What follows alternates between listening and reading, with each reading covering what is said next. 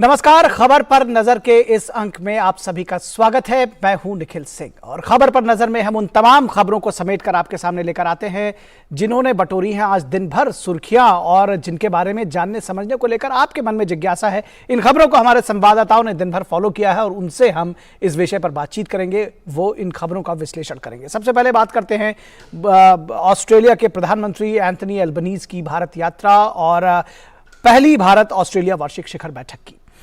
दिल्ली के हैदराबाद हाउस में आज पहली भारत ऑस्ट्रेलिया वार्षिक शिखर बैठक हुई। इसमें भारतीय प्रतिनिधिमंडल का नेतृत्व प्रधानमंत्री नरेंद्र मोदी और ऑस्ट्रेलिया के प्रतिनिधिमंडल का नेतृत्व वहां के प्रधानमंत्री एंथनी एल्बनीजी ने किया। दोनों पक्षों ने संबंधों को और अधिक मजबूत करने और सहयोग बढ़ाने पर विस्तार से चर्चा की। पिछले वर्ष मार्च में दोनों देशों के बीच हुई वर्चुअल वार्ता के दौरान हर वर्ष भारत ऑस्ट्रेलिया शिखर बैठक आयोजित किए जाने पर सहमति बनी थी।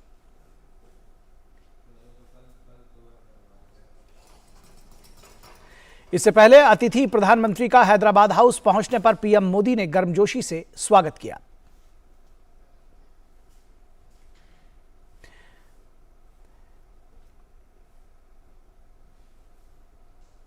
पहली भारत ऑस्ट्रेलिया वार्षिक शिखर बैठक में दोनों देशों के बीच कई क्षेत्रों में सहयोग बढ़ाने पर सहमति बनी। दोनों देशों ने खेल और युवा मामलों में सहयोग के लिए सहमति पत्र का आदान प्रदान किया। दोनों देशों ने ऑडियो विजुअल साझा निर्माण के लिए भी समझौता किया। समझौता पत्र का आदान प्रदान सूचना एवं प्रसारण सचिव अपूर्व चंद्र और भारत में ऑस्ट्रेलियाई उच्चायुक्त के बीच हुआ। दोनों देशों के बीच सोलर टास्क फोर्स और नवाचार के क्षेत्र में सहयोग बढ़ाने संबंधी पत्रों का भी आदान प्रदान हुआ। शिखर बैठक के बाद संयुक्त वक्तव्य में दोनों देशों के प्रधानमंत्रियों ने संबंधों को और अधिक सुदृढ़ करने की प्रतिबद्धता जताई। पीएम मोदी ने भारत और ऑस्ट्रेलिया के बीच साझेदारी में सुरक्षा सहयोग को प्रमुख अंग बताया। उन्होंने कहा कि दोनों देश इसे और मजबूत करने पर सहमत हुए हैं। पीएम मोदी ने ऑस्ट्रेलिया में मंदिरों पर हमले की घटनाओं को चिंताजनक बताया। उन्होंने इस मामले को अपने ऑस्ट्रेलियाई समकक्ष के सामने रखा।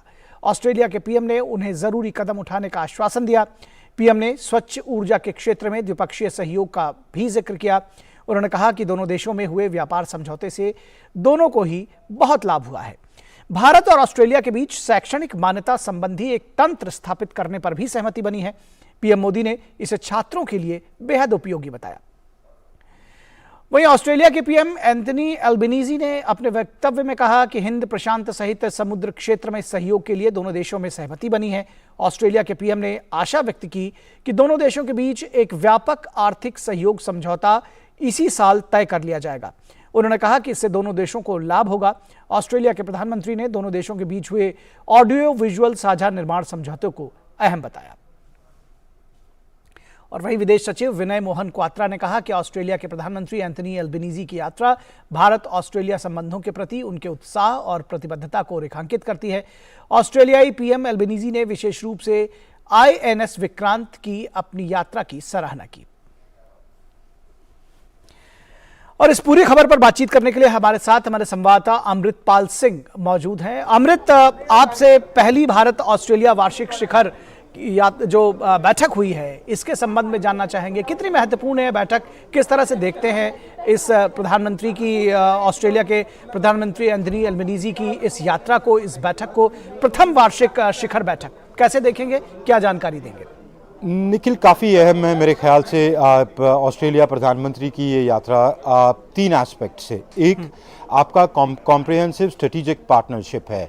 आज जब दोनों प्रधानमंत्री हैदराबाद हाउस में मिले और उनकी डेलीगेशंस भी उनके साथ थीं, तो एसेंशली इस रिलेशनशिप में के कॉन्टूर्स क्या हैं, इसको रिविज़िट करने की क्या ज़रूरत है और क्या इसको आगे कैसे बल दिया जा सकता है, ख़ास करके इंडो पैसिफिक के कॉन्टेक्स्ट में। प्रधानमंत्री ने कहा कि मिलिट्री के exchanges general Bipin Rawat military exchange program के तहत लगातार हो रहे हैं। ऑस्ट्रेलियन प्रधानमंत्री ने मालाबार एक्सरसाइजेस की बात की। दोनों ने कहा कि हम सिक्योरिटी कोऑपरेशन वाइटल है, डिफेंस एक बड़ा इंपॉर्टेंट पिलर है हमारे रिलेशनशिप का। तो मेरे ख्याल है मैरीटाइम सिक्योरिटी बड़ा इंपॉर्टेंट है, प्रधानमंत्री मोदी ने ये कहा। मेरा ख्याल है कि दोनों ही देश ये कह रहे थे, दोनों प्रिंसिपल्स ये कह रहे थे कि इस रिलेशनशिप के मायने आपसी बायलैटरल सुरक्षा साझेदारी या कोऑपरेशन तो है ही, पर इसका जो फॉल आउट पूरे रीजन में होता है, क्योंकि इंडो पैसिफिक के दो छोरों पे ये बैठे हैं। एक छोर पे ऑस्ट्रेलिया बैठा है, दूसरे छोर पे भारत बैठा है। दोनों की वैल्यूज़, डेमोक्रेटिक वैल्यूज़ सेम है। Free, open, inclusive Indo Pacific की विजन है इनकी। पर जब ये अपनी रक्षा जो साझेदारी है वो और मजबूत करते हैं, या रक्षा जो इनका रिलेशनशिप है उसको और मजबूत करते हैं, उसका इफेक्ट इस पूरे रीजन की इंपॉर्टेंट सी लेन्स पे पड़ता है। यूनिलैटरली जो लोग या जो देश इसका नक्शा चेंज करने की कोशिश करना चाहते हैं या अपनी डोमिनेंस करने की कोशिश करते हैं, उन पे ज़रूर पड़ता है। और साउथ ईस्ट एशिया के जो देश हैं, इस पूरे ऑस्ट्रेलिया से लेके भारत तक जो बीच में देश आते हैं, उनकी सुरक्षा पर ये बहुत इम्पैक्ट करता है। तो मेरा ख्याल है कि ये बड़ा इंपॉर्टेंट था। बाकी ट्रेड के लिहाज से इंपॉर्टेंट था, एजुकेशन के लिहाज से इंपॉर्टेंट था। डीकन्स यूनिवर्सिटी या स्टूडेंट्स को अपनी यूनिवर्सिटी खोल रही है। वोंगलैंग यूनिवर्सिटी पहली बार भारत में अपनी यूनिवर्सिटी खोलने के प्लान्स हैं। फिर migration issues, climate change, renewable energy, critical minerals, तो ये सब लिहाज से पूरा गैमेट जो रिलेशनशिप का डिस्कस हुआ, तो काफी अहम विजिट थी। आपने एक जिक्र किया कि ऑस्ट्रेलिया के प्रधानमंत्री ने एक व्यापक आर्थिक सहयोग समझौता इसी साल तय कर लिए जाने की उम्मीद जताई। किस तरह से इसको देखते हैं? क्या इस वक्तव्य का अर्थ है? किस तरह से इसको समझना चाहिए? देखिए, बड़ा इनका जो ट्रेड रिलेशनशिप है उसको बल मिला पिछले साल दिसंबर में। अभी कुछ चंद महीने पहले 2022 के दिसंबर में इन्होंने एक्टा करके economic cooperation trade agreement sign किया, जो बेसिकली एक इंटरिम एफटीए है। बाकी मुद्दों पर इनकी बातचीत चल रही है। उससे देखें एकदम फर्क ये पड़ा कि 96% इंपोर्ट जो आप करते हैं ना ऑस्ट्रेलिया में, उसकी ड्यूटी घट के 0 हो गई। 96% इंपोर्ट्स पे आप 0 ड्यूटी देते हैं। वो 98% टैरिफ्स पे कंट्रोल पे प्रभाव डालता है। उनके लिए 85% जो वो इंडिया से इंपोर्ट करते हैं या हम एक्सपोर्ट करते हैं, उस पे ड्यूटीज कम हो गई। सॉरी, जो वो हमें एक्सपोर्ट करते हैं और हम इंपोर्ट करते हैं, उस पे ड्यूटीज कम हो गई। इससे ट्रेड को फ्लिप मिला। आपका पिछले साल का ट्रेड है जी $27.5 बिलियन का।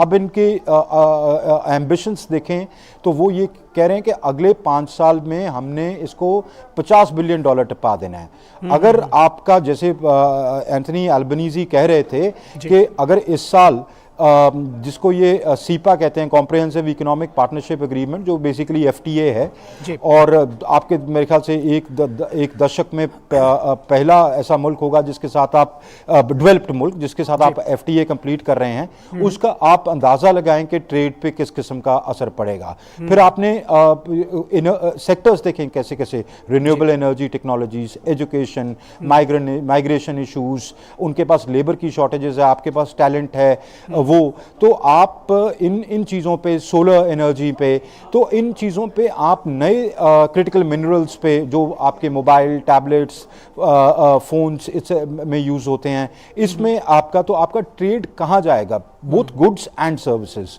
तो इसका ये मतलब है, तो उनकी ये बहुत अहम स्टेटमेंट है कि जी इस साल हो जाएगा। तो इससे ये संकेत होता है कि नेगोशिएशंस एफटीए पे इनकी अच्छी चल रही हैं और उसको ये कंप्लीट करने की तरफ इन्होंने आज अपनी या उसको जल्द कंक्लूड करने की आज मंशा जताई। जी, निश्चित तौर पर बेहद महत्वपूर्ण रही ये वार्ता भी, ये यात्रा भी एंथनी अल्बनीजी की। बहुत शुक्रिया इस तमाम बातचीत और जानकारी के लिए अमृतपाल। और बढ़ते अगली खबर की तरफ। प्रधानमंत्री नरेंद्र मोदी ने राष्ट्रीय आपदा जोखिम न्यूनीकरण प्लेटफॉर्म यानी एनपीडीआरआर के तीसरे सत्र का आज उद्घाटन किया। एनपीडीआरआर आपदा जोखिम न्यूनीकरण के क्षेत्रों में अवसरों का पता लगाने के लिए भारत सरकार द्वारा गठित एक बहुहितधारक मंच है।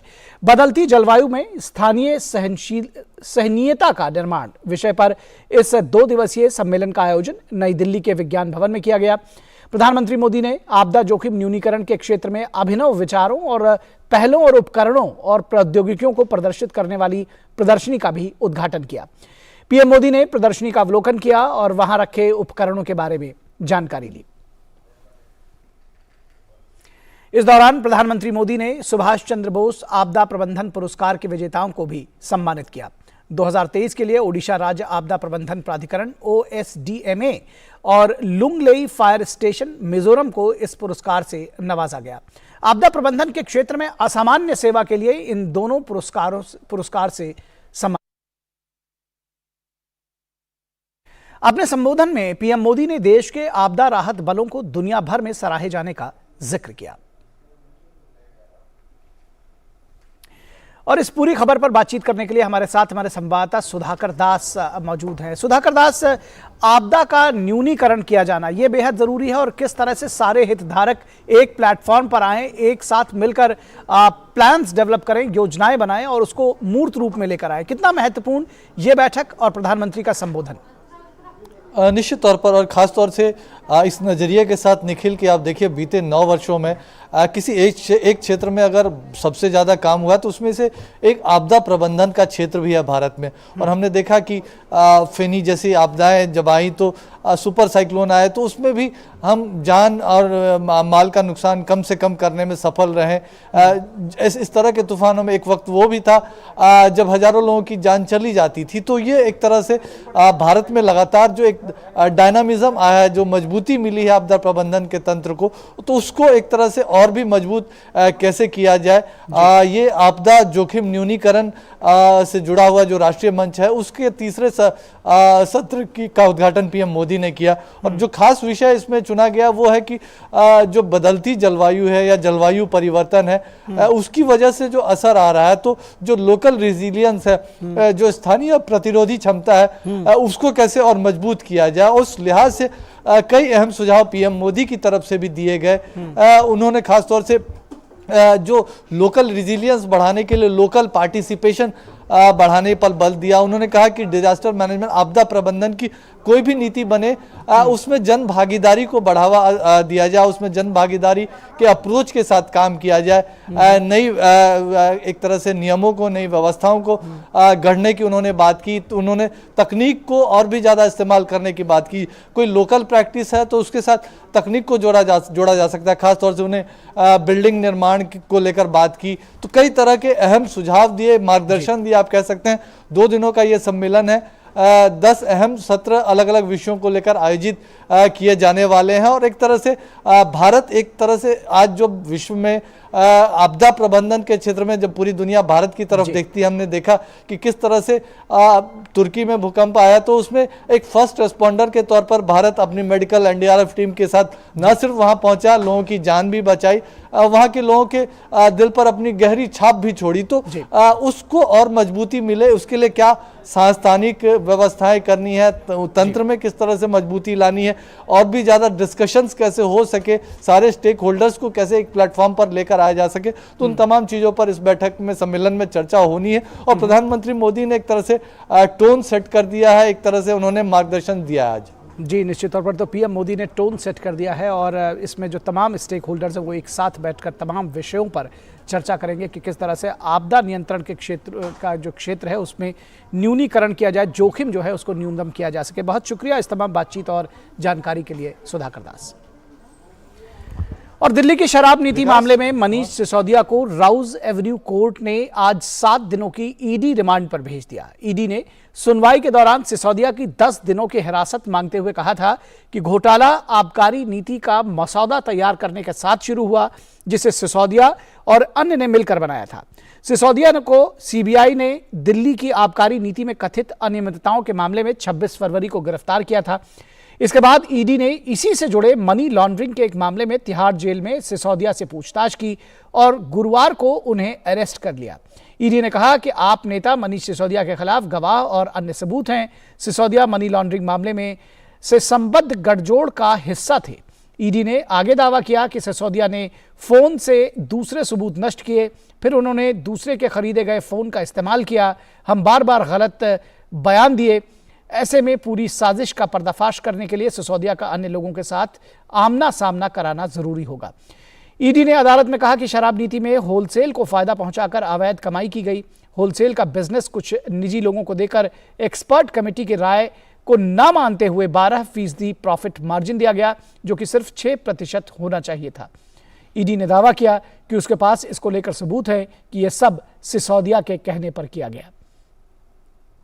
आरोप लगाया कि शराब की बिक्री का लाइसेंस देने के लिए भी तय व्यवस्था का उल्लंघन हुआ। इसमें चुनिंदा लोगों को फायदा पहुंचाया गया। मामले की जांच में सिसोदिया सहयोग नहीं कर रहे हैं। दिल्ली की आबकारी नीति में कथित धांधली के मामले में सीबीआई हिरासत में मौजूद दिल्ली के पूर्व उप मुख्यमंत्री सिसोदिया की जमानत याचिका पर दिल्ली की राउज एवेन्यू कोर्ट अब 21 मार्च को सुनवाई करेगी। और इस पूरी खबर पर बातचीत करने के लिए हमारे साथ हमारे संवाददाता विकास सारथी बने हुए हैं। विकास, आज जमानत याचिका पर सुनवाई नहीं हो सकी और 21 तारीख को अब जमानत पर सुनवाई होगी। इस बीच ईडी की हिरासत में भेज दिया गया सिसोदिया को। कितनी मुश्किलें सिसोदिया के लिए, किस तरह से इस पूरे मामले को समझाना चाहेंगे हमारे दर्शकों को? बिल्कुल, देखिए, मनीष सिसोदिया को ये उम्मीद होगी कि आज उनकी ज़मानत अर्जी पर सुनवाई हो और उनको शायद ज़मानत भी मिल जाए, लेकिन जैसे ही कल ईडी ने गिरफ्तार किया था उसके बाद स्थिति ये साफ हो गई थी कि अब ईडी सिसोदिया की रिमांड मांगेगी। हालांकि ईडी ने 10 दिन की रिमांड मांगी थी, लेकिन उसमें कम से कम 7 दिन के लिए कोर्ट ने अनुमति दे दी है ईडी को कि वो हिरासत में पूछताछ करे। आज जो आर्ग्यूमेंट था ईडी की तरफ से, उसमें लगातार ये ईडी ने दोहराया कि किसी भी तरह से वो कोऑपरेट नहीं कर रहे हैं। ईडी ने ये भी सवाल उठाया कि उन्होंने बार बार अपने फ़ोन क्यों बदले, पुराने फ़ोन को क्यों डिस्ट्रॉय किया गया, क्यों तोड़ा गया, और जो फ़ोन और सिम कार्ड्स वो यूज़ कर रहे थे वो उनके नाम पर नहीं थे बल्कि दूसरे लोगों के नाम पर थे। तो वो क्रिमिनल इंटेंट की बात यहाँ पर ईडी लगातार ये कह रहा है कि शुरू से थी। इसके अलावा ईडी ने यह भी कहा कि इसमें 3 मुख्य सूत्रधार हैं इस पूरे घोटाले के, जिनमें मनीष सिसोदिया पहले से ही हिरासत में है, विजय नायर हैं और के कविता का नाम लिया आज ईडी ने यहाँ पर, जिनसे कल से पूछताछ करेगी ईडी। 11 बजे से ईडी को पूछताछ करनी है उनसे। लेकिन आज कोर्ट में ईडी ने ये साफ कहा कि के कविता इसकी मुख्य सूत्रधार जो 3 लोग हैं उनमें से एक हैं। इसके अलावा ईडी ने ये कहा कि उसको अभी वक्त इसलिए चाहिए, ज़्यादा से ज़्यादा कस्टडी इसलिए चाहिए क्योंकि उसको मनी ट्रेल साबित करना है। और इसी आधार पर हालांकि मनीष सिसोदिया के वकील ये कह रहे थे कि कहीं कोई केस नहीं बनता है क्योंकि अभी तक कोई रिकवरी नहीं हुई है, कोई भी पैसा सीधे मनीष सिसोदिया से जोड़कर नहीं दिखा पाई है ईडी। लेकिन ईडी ये कह रही है कि उसको अगर वक्त मिलेगा तो वो इस मनी ट्रेल का खुलासा करेगी। 100 करोड़ से ज़्यादा की रिश्वत दी गई साउथ ग्रुप की तरफ से आम आदमी पार्टी के नेताओं को, ये ईडी का आरोप है। और देखना ये होगा कि अभी 10 दिन में जब 10 दिन की जो कस्टडी की ईडी मांग कर रही थी, तो उसमें हो सकता है कि 7 दिन के बाद एक बार और ईडी को कस्टडी मिल जाए, क्योंकि जमानत पर सुनवाई भी 21 तारीख के लिए राउज एवेन्यू कोर्ट ने तय की है। तो इन दिनों में किस तरह का मनी ट्रेल ईडी खोज पाती है, ये अगली 21 तारीख को जब जमानत पर सुनवाई हो रही होगी तो ज्यादा साफ हो जाएगा। के कविता के साथ भी कल पूछताछ करेगी ईडी। किस तरह के चार्जेस के कविता के ऊपर है, क्या पूछताछ वो उनसे करना चाहेगी? देखिए, के कविता से 9 तारीख को ही ईडी को पूछताछ करनी थी, लेकिन उनकी खुद की आग्रह पर ईडी ने 11 तारीख से उनसे पूछताछ करने की बात कही है और तैयार हो गया है। आरोप वही है कि जो किकबैक्स थी, जो भी इसमें पैसा कंपनियों ने दिया है वो आम आदमी पार्टी के नेताओं को गया है। इसमें के कविता के जानने वाले व्यवसायी हैं वो शामिल थे। कार्टेलाइजेशन जो पूरा दिल्ली में एक हुआ है, जो लिकर पॉलिसी में कुछ खास कंपनियों को फ़ायदा पहुंचा, उसमें के कविता और उनसे जुड़े हुए लोग शामिल हैं। ये बात यहाँ पर ईडी ने और कही कि अगर दिल्ली की बात करें तो दिल्ली के 30% लिकर बिजनेस पर एक खास कंपनी का कब्जा था। तो ये फॉल्टी पॉलिसी थी, और फॉल्टी सिर्फ इस तरह से नहीं थी कि इसमें गलती हुई सरकार से, बल्कि उन्होंने ये कहा कि इसमें जानबूझकर इन 3 लोगों ने मिलकर कुछ खास कंपनियों को फ़ायदा पहुंचाया है, जिसका नतीजा ये हुआ कि अगर दिल्ली जैसे इतने बड़े इलाके को देखें, वहाँ पर 30% हिस्सा एक खास कंपनी के हिस्से में आ गया था। और यही इसके पीछे सारा क्रिमिनल इंटेंट है, ताकि जो पैसा कमाएगी कंपनी उसका एक हिस्सा, चाहे वो के कविता से जुड़े लोग हों या दिल्ली में आम आदमी पार्टी के नेता हों, उनको पहुँचाया गया। जी, निश्चित तौर पर तो के कविता से भी पूछताछ होगी। ईडी ने फिलहाल मनीष सिसोदिया की हिरासत ले ही ली है, तो इनकी मुश्किलें बढ़ी हुई हैं और उम्मीद की जा रही है कि आगे ये मामला जो है, इसकी जो भी परतें हैं वो जांच एजेंसियां खोल सकेंगी। बहुत शुक्रिया इस तमाम बातचीत और जानकारी के लिए। और अब बात क्रिकेट की बात कर लेते हैं। क्रिकेट के मैदान से खबर है, भारत और ऑस्ट्रेलिया के बीच अहमदाबाद में खेले जा रहे सीरीज के चौथे टेस्ट मैच के दूसरे दिन का खेल खत्म होने पर भारत ने अपनी पहली पारी में बगैर कोई विकेट गंवाए 36 रन बना लिए हैं। कप्तान रोहित शर्मा 17 रन तो शुभमन गिल 18 रन बनाकर क्रीज पर मौजूद है। इससे पहले ऑस्ट्रेलिया की पहली पारी 480 रन पर खत्म हुई। कल के नाबाद बल्लेबाज उस्मान ख्वाजा और कैमरून ग्रीन ने पारी को आगे बढ़ाया। कैमरून ग्रीन टिके रहे और उन्होंने अपना पहला शतक जमाने में कामयाबी हासिल की। उन्होंने ये शतक 144 गेंदों पर का सामना करके बनाया। कैमरून ग्रीन का विकेट आर अश्विन ने लिया, जिन्होंने ग्रीन को 114 रन के स्कोर पर आउट किया।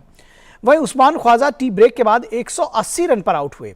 इन दोनों के अलावा टॉड मर्फी ने 41 रन की पारी खेली। भारत की ओर से आर अश्विन ने 6 विकेट हासिल किए। और भारत ऑस्ट्रेलिया के बीच चौथे टेस्ट मैच के दूसरे दिन के खेल पर बातचीत करने के लिए हमारे साथ हमारे संवाददाता गौरव इस वक्त बने हुए हैं। गौरव, आपसे समझना चाहेंगे किस रुख, अब किस करवट जाता हुआ आपको खेल दिख रहा है, क्योंकि 480 रन का जो स्कोर खड़ा किया है वो बहुत विशाल है। ऐसे में जो अभी प्रथम दृष्टया कम से कम ये लगता है कि ऑस्ट्रेलिया ने अपने आप को इस कदर मजबूत कर लिया कि शायद हार के दायरे से वो बाहर हो गई है। बिल्कुल क्या इसको कह सकते हैं कि ऑस्ट्रेलिया जो है वो उस समय मजबूत स्थिति में है और उन्होंने 480 रन का जब पहली पारी में स्कोर खड़ा किया है, तो अगर टीम इंडिया की अगर संभावनाओं को यहाँ पर देखें तो जाहिर तौर पर अब काफ़ी मेहनत करने की ज़रूरत होगी, क्योंकि कल जब तीसरे दिन टीम इंडिया बल्लेबाजी करने के लिए उतरेगी तो टीम का कहीं ना कहीं जो एक इरादा होगा वो इस तरह का होगा कि कम से कम यहाँ से अब टीम 650 रन का स्कोर करे, खुद को अगर मैच में बना कर रखना है या फिर अपने आप की स्थिति को मजबूती के तौर पर सामने खुद को लाना है। क्योंकि अगर आप 650 रन का स्कोर करते हैं तो फिर आपको 170 रन की बढ़त हासिल होगी और उसके बाद आप ऑस्ट्रेलिया को अगर फिर खेलने के लिए बुलाते हैं तो यकीनी तौर पर यह बात जो है वो आपके लिए फायदेमंद एक साबित हो सकती है। लेकिन 650 रन का स्कोर खड़ा करना आसान नहीं है, खास करके इस पिच पर अहमदाबाद की, जबकि जहां पर गर्मी जो है वो बहुत ज़्यादा है और जैसे जैसे अब दिन और आगे बढ़ते जाएंगे उस पिच जो है वो जाहिर तौर पर खराब होगी। तो ऐसी सिचुएशन में ऑस्ट्रेलिया ने अपने आप को एक सेफेस्ट फॉर्म पे रख लिया है, सेफेस्ट सिचुएशन में खुद को ला दिया है। लेकिन भारतीय टीम के लिए ये बहुत ज़रूरी होगा कि वो अब किस तरह से 480 रन का जो कहना चाहिए जो ऑस्ट्रेलिया ने स्कोर पहली पारी में खड़ा किया है उसको किस तरह से आगे उससे निकलती है, और देखना यह भी होगा कि किस तरह से अपने विकेट्स को बचा कर रखते हैं, क्योंकि फर्स्ट सेशन जो होता है वो किसी भी टेस्ट मैच का बहुत इंपॉर्टेंट होता है किसी भी टीम के लिए। तो अगर आप फर्स्ट सेशन में जिस तरह से आज हमने देखा कि जो लास्ट सेशन था उसमें टीम इंडिया ने अच्छी तरीके से बाउंस बैक किया, आर अश्विन ने 6 विकेट लिए, साथ ही साथ भारत ने अपना दिन का खेल खत्म होने पर कोई विकेट नहीं गंवाया और एक अच्छी रन की स्पीड रखी। तो ऐसे में कल का जो फर्स्ट सेशन होगा वो काफ़ी ज़्यादा इंपॉर्टेंट होगा भारत के लिहाज से। अगर वहाँ पर टीम अगर कोई भी विकेट नहीं गंवा है और यही रिदम रखती है स्कोर लाइन की, तो यहां से एक अच्छी सिचुएशन जो है वो बनती हुई दिख सकती है। एक सवाल और संक्षेप में इसका जवाब आपसे जानना चाहेंगे। 480 रन का स्कोर हम कम से कम उम्मीद नहीं करते विजिटिंग टीम के लिए कि भारत की पिचों पर आए और 480 रन का स्कोर बनाए। किस तरह से आप देखते हैं, क्या ये ऑस्ट्रेलिया की मजबूत बल्लेबाजी के तौर पर देखते हैं या आपको लगता है कि जो इंडियन बॉलर्स हैं उनकी लाइन लेंथ थोड़ा ठीक नहीं रही? देखिए इसको क्या इस तरह से भी समझ सकते हैं कि जो पहले के जो 3 टेस्ट मैच थे उससे काफ़ी ज़्यादा डिफरेंट ये पिच है, और ये अहमदाबाद की जो पिच है वो कैसा कह सकते हैं कि एक फ्लैट पिच है जहां पर बल्लेबाजों के लिए काफ़ी कुछ करने को था। तो इसकी मदद जो है वो ऑस्ट्रेलिया के बल्लेबाजों ने भरपूर उठाई और सबसे अच्छी बात उनके लिए ये रही कि वो टॉस जीता उन्होंने, और पिच की जो कहना चाहिए कि जो पिच को देखते हुए उन्होंने पहले बल्लेबाजी करना मुनासिब समझा और उसको कहीं ना कहीं जो उनके बल्लेबाज थे उन्होंने इस चीज़ को सही साबित किया। तो कह सकते हैं कि ये एक पिच का इसमें काफ़ी इम्पोर्टेंट एक रोल रहा है। हालांकि जिस तरह से आपने देखा कि अब दूसरे दिन के दूसरे सेशन से जिस तरह से टीम इंडिया ने वापसी करके अपने आप को खुद से कहीं ना कहीं एक बार मैच में ले आया, क्योंकि एक समय ऐसा लग रहा था जिस तरह से ऑस्ट्रेलिया खेल रही थी तो ये स्कोर उनका कहीं ना कहीं एक 500 के पार भी जाने के करीब दिख रहा था, लेकिन टीम ने उसको अंदर करके रखा, 480 पर ऑस्ट्रेलिया को समेटा। तो अब यकीनी तौर पर काफ़ी ज़्यादा जो दारोमदार है वो टीम इंडिया के लिए है, और ख़ासतौर से इसलिए भी है क्योंकि ये जो टेस्ट मैच है वो वर्ल्ड टेस्ट चैंपियनशिप के लिहाज से जो है टीम इंडिया के लिए फाइनल के लिए काफ़ी ज़्यादा एक अहम कड़ी साबित होगा। तो काफ़ी कुछ निर्भर करेगा डे 3 पर कि पहला सेशन जो है वो किस तरह का रहता है। जी निश्चित तौर पर कल काफ़ी कुछ निर्भर करेगा, पहले सेशन पर निर्भर करेगा कि किस तरह से भारतीय बल्लेबाज परफॉर्म करते हैं। बहुत शुक्रिया इस तमाम बातचीत और जानकारी के लिए गौरव। तो खबर पर नजर के इस अंक में बस इतना ही। हमारी पूरी टीम को दीजिए इजाजत। नमस्कार।